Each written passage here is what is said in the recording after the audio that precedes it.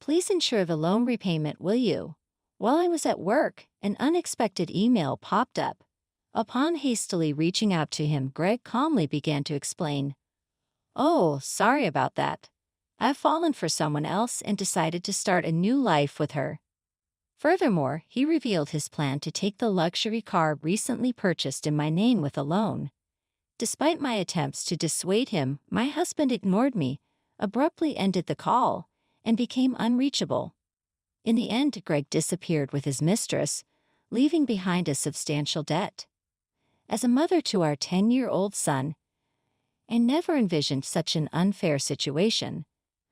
I found myself at a loss, unsure of what to do, my mind going blank. At 35 years old, my name is Hannah, and my husband Greg is the same age.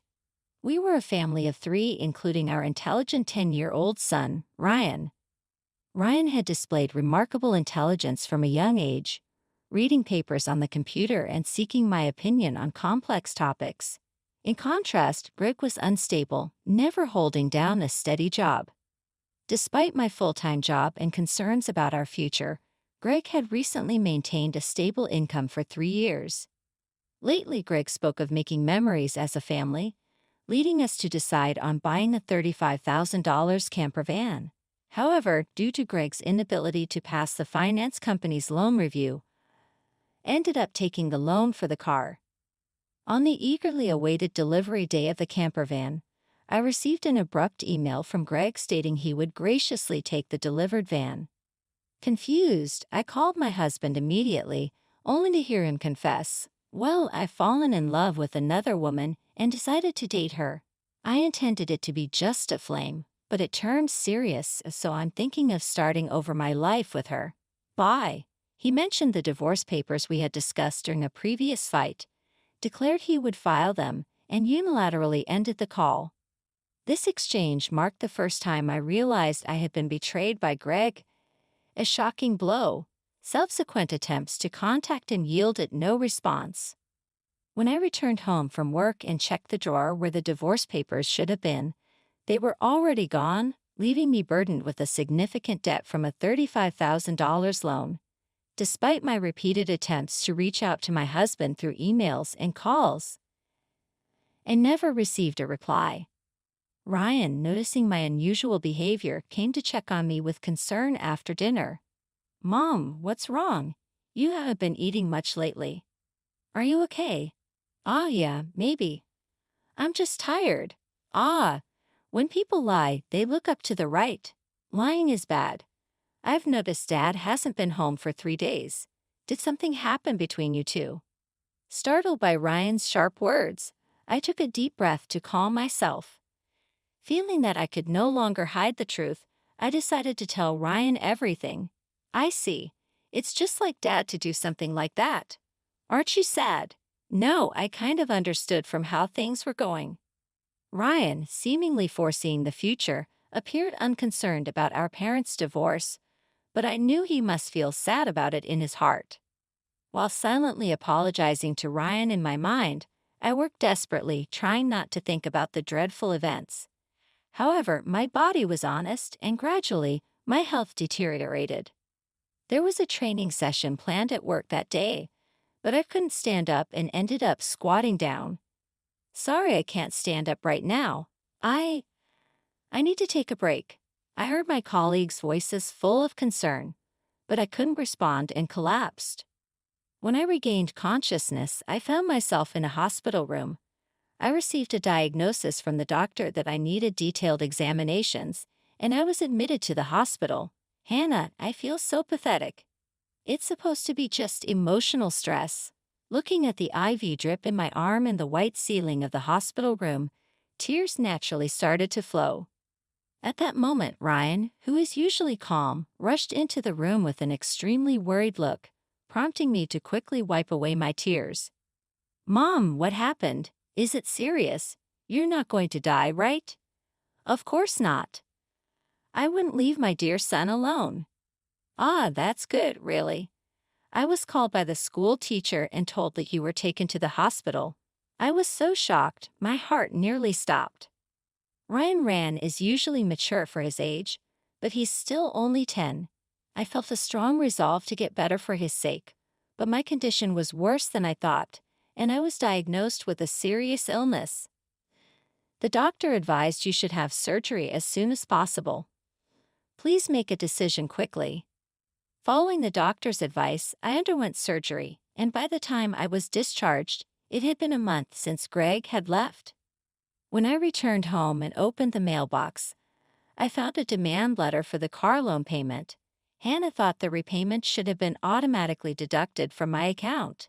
In panic, I checked the account balance with my cash card, and the balance, originally $20,000, was now only $33.90. Hannah thought Greg did this. I want to ask him to return the money, but I can't contact him. What should I do? Since I don't have the camper van, I can't sell it. After Greg left, everything seemed to be going in a bad direction, and my mood sank deeper. Seeing me saddened by my series of misfortunes, Ryan put his hand on my forehead. You look pale. Are you feeling sick again? You don't seem to have a fever, though. I'm fine physically, but you see, your father not only took the car but also all the money we had saved. I can't work due to my physical condition, and now we have no money. I'm at a loss. I see. Then I'll deliver newspapers and I'll search the internet to see if there's any work I can do. Encouraged by my 10-year-old son, I told myself that it wasn't the time to be down. Sorry for worrying you. I can't afford to be weak. I'll change my mindset and try to do whatever I can, I said, smiling at him. Ryan also smiled back and then said something unexpected. Let's plan how to get the car back from Dad. How can we do that? The camper van is in your name, right? Yes, but what about it? Then maybe we can. Ryan suggested an idea that I couldn't even imagine. I had never thought such an idea could exist. Also, I have no idea where your father is. Then let's check on my phone. A month ago, once when we went hiking as a family, surprisingly Ryan, who is usually very reliable, felt lost. At that time, we bought a kid's cell phone on suggestion and installed the GPS app on it, which both Greg and I could access. With this app, I can see where Dad is in real time, and he's been moving around a lot. Oh, is that so? But what if we find him, and he just says something vague and escapes again? As I pondered this, Ryan smiled and made an intriguing suggestion. Don't worry, I've already taken precautions. What did you just say? To my astonishment, Ryan had acted independently while I was in the hospital, achieving something unbelievable. I thought I couldn't believe such a smart child came from me. Understanding Ryan's words, I was simply amazed. He had even caught wind of Greg's mistress. All right, let's teach Dad, who betrayed us, a lesson. Okay, let's start the plan right away. Together, my son and I prepared for that moment. Hannah thought, with Ryan by myself, died. I'm invincible. Bring it on. Anywhere, anytime. 3 days later, my phone rang. Ah, it's me. Please, I need your help. Oh, who might this be? Don't play dumb. It's your husband, obviously. I'm being questioned by the police about you. At this rate, they might ask me to come to the police station voluntarily. Help me out. Oh, is that so? Just wait a moment then. Immediately went with my son to where Greg was, and to my surprise, it was a forest park near our house where camping was possible. Greg was being questioned by the police in front of his car, looking bewildered. Feeling pathetic, I sighed and told the police we needed to have a talk as a couple and asked them to leave for a while. At that time, Greg seemed uncomfortable being watched by the people around us and urged Ryan and me to get into the car. Inside the car, Greg's mistress was sitting cross-legged, glaring at us. But that was no longer important. Sorry about that. Thanks for coming. But why did the police suddenly show up at my place? I don't get it. That's because I filed a report about the missing camper van. What? Why would you do that? It's obvious, isn't it? My car was stolen. Greg, foolishly thinking that actions between spouses can't be criminal, was saying nonsensical things. But the world isn't that naive, you know. You filed for divorce, remember? Forgot? So we're strangers now, and are driving a stranger's car without permission. That's a crime. Ryan figured all this out, typical sharp as ever a kid. But I didn't steal the car. I just borrowed it for a bit. Oh, is that so? Well, I'd like to use my car now, so could you return it? That would be really helpful. As I reached out my hand, asking Greg to return the keys, he reluctantly handed them over. After confirming it was returned, Ryan quietly started talking. Hey, why did you abandon your family and choose to play around with this woman? Caught off guard by his son's unexpected question, Greg was flustered and awkwardly scratched his head. Seeing this, Greg's mistress chuckled smugly and started talking. It's because I'm more attractive than your mother. Look at me, you can see it, right? He fell head over heels for me and decided to leave his family. I didn't ask you, old lady. Dad, you answer. Mandy was silenced by Ryan's stern tone, but Greg remained quiet. If you can't explain, that's fine. I'll just have the police come back and arrest you. Wait, hold on. Okay, I'll talk. Mandy joined Greg's company 3 months ago. They were attracted to each other and became involved at the welcome party for new employees. Later, it was discovered that Mandy was pregnant, and Greg decided to start a new life with her, leaving us behind. Why did you take the camper van? I quit my job and thought about selling the car for money, but it seems like you were using it quite a bit, weren't you? I thought it was a waste to sell it right away, so we decided to go on a trip. Wait, how do you know all this? Remember when Ryan got lost? After that, as a precaution, we bought him a kid's cell phone and installed the GPS app. Did you forget? We installed it on your phone too, so I knew where you were all this time. By the way, I later found out from Ryan that he had pretended to get lost during our family hike because he wanted a cell phone. I was amazed at Ryan's ability to think and act so strategically. I suspected something was off with Dad, so I came up with this plan to monitor his actions. You really are a terrifying child. I will never become an adult like you. Dad who betrays important people without a second thought, Greg, faced with the hard truth Ryan told, was a pitiful adult, unable to offer any rebuttal. In contrast, seeing Ryan, only 10 but able to think and speak his mind firmly, gave me a sense of strength as a mother. I felt I couldn't lose, especially in settling things properly. Also, return the $20,000 you withdrew from my account right now. That was our joint property as a couple. I don't have to return it. No, it's not that. The money was what I saved little by little since I was single.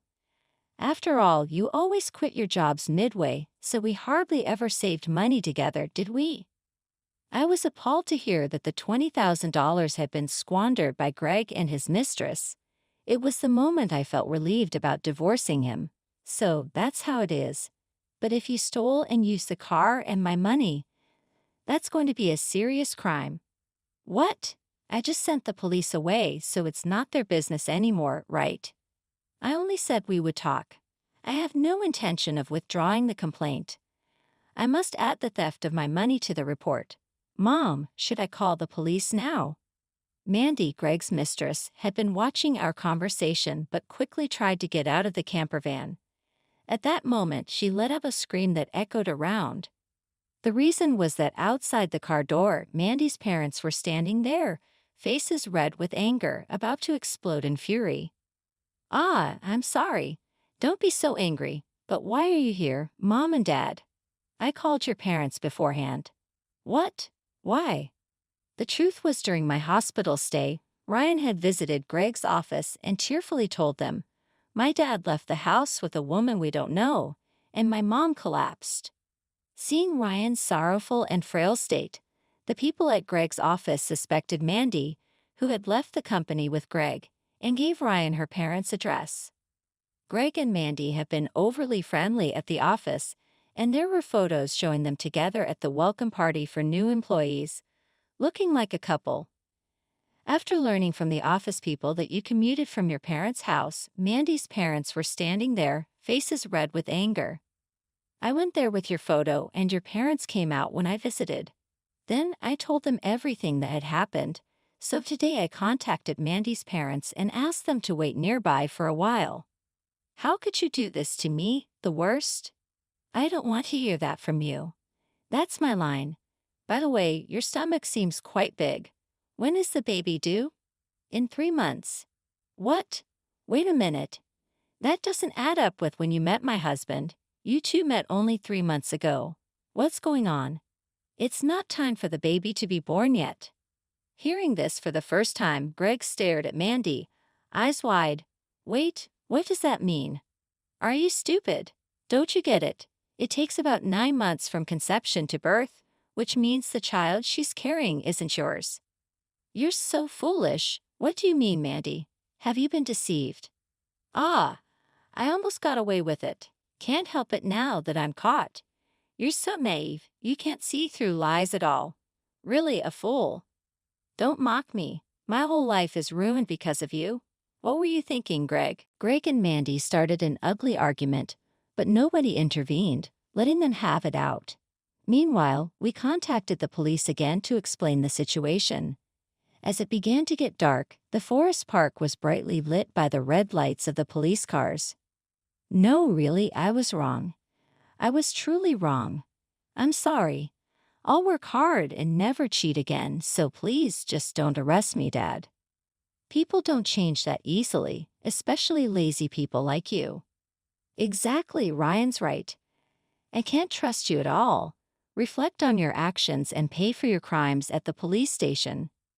If I get arrested, I won't be able to pay back the money. Is that okay with you? I don't mind. Pay me back after you've atoned for your sins.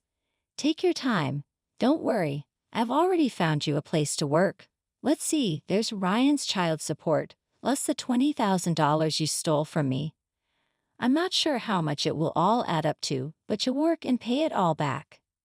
I had one last thing to say to Mandy, the mistress. You might think you're just an onlooker, but don't forget you're an accomplice to Greg's theft. Be prepared for that. When I told them that Mandy would have to pay if Greg couldn't return the stolen money, she shivered in fear. Mandy asked her parents for help, but they refused, saying, "We disown a daughter who causes trouble for others." Thus, Greg and Mandy were taken away in a police car together. Thanks to Ryan's smart strategy, we were able to punish Greg and his mistress, Mandy. Though they were released from detention soon after, they faced a hefty payment to me through a lawyer. I claimed $20,000 in damages. Additionally, I made Greg agree to pay $500 a month in child support for Ryan. I introduced Greg to a subcontracting factory of the company I work for.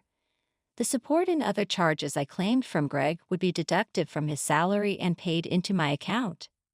I also sold the camper van and was freed from the auto loan. Since then, my health has improved remarkably, and I am now energetic, committed to my job. Ryan has been actively helping with household chores and errands. I want to keep moving forward strongly so that Ryan can pursue the path he loves without giving up.